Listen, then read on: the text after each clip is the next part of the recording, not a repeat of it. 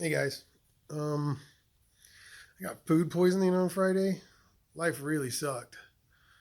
Life really sucked. Today's Monday, and I'm just now. It's evening on a Monday, and I'm just now getting to the point where I can stand. And I've got so many things I need to catch up on. But I do want to focus on the good stuff. The good stuff is in 10 days, Royce Ramirez and Cassie and the lady Alyssa and myself and our pups, we're going to take an adventure. We're going to load up our trucks, leave Texas, go to Arizona. No real plans on where we're going, but we want to see parks and we want to see the stars and ride our razor bikes. Our final destination, I believe, is going to be Joshua Tree in California. My neck is stiff from sleeping in the bathtub, but we want to go out there and have a good time and see if we can, fill our cups and learn to love nature a little bit more.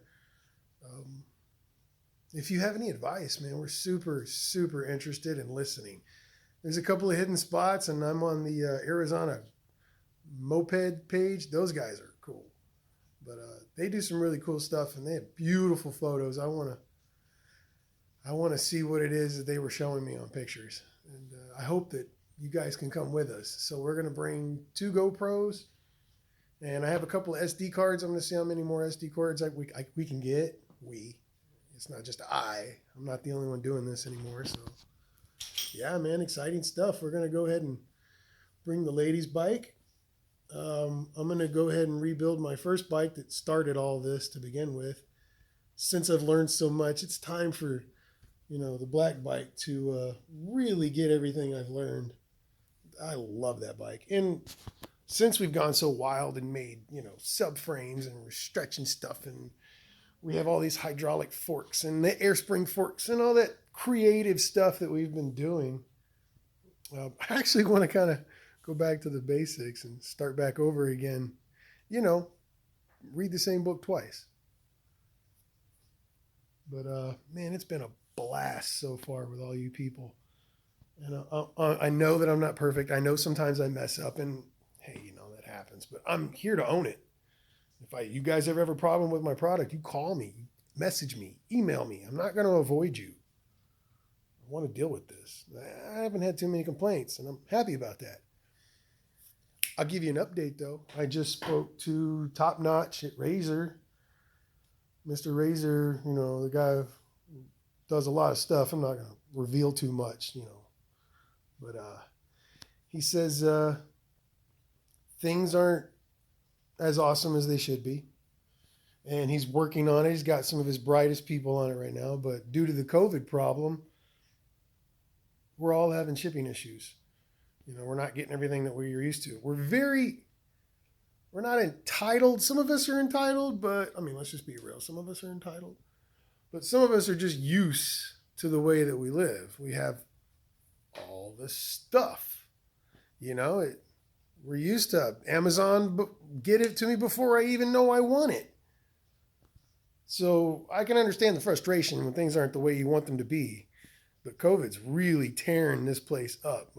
Now that's a zero tolerance in China. So if somebody catches it, everybody that's associated with them is locked down, which means workers aren't loading trailers. Container ships aren't getting filled. Products aren't being manufactured. So it's becoming more and more and more and more and more difficult. So the job is not just trying to get the product here. The job is just being able to get enough people to produce a product, something. And it's very stressful. It was very stressful on me from November until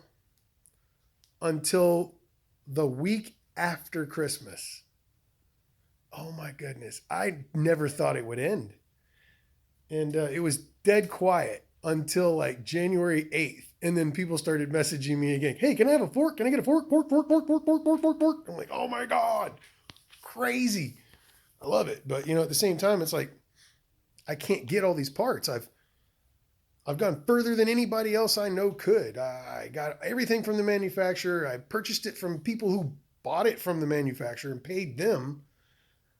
Then I took every single bolt in the United States. Then I got every axle bolt that we could find, all the nuts. I bought so many spacers. Oh my God, I bought so many spacers. So many spacers. I'm burnt out. I made so many of those simple forks that I'm just basically burnt out. I can't. It wasn't so much as making the forks as it was chasing down the bolts and then negotiating so that I could get more, even though we all know there aren't any more coming. And I don't want it to get to the point where it's war games, like it's stupid. So I'm not going to fight the current. Don't fight the current. If it's getting too difficult to do something, maybe you should take a sidestep, give yourself a moment, reassess the situation, and look at things from a different perspective.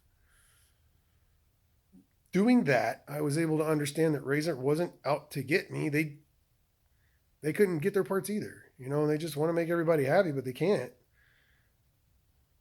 So I went to outside suppliers, and they're out too. Basically, everybody's out of everything. So we really got to scratch together to be able to get everything we need to produce parts.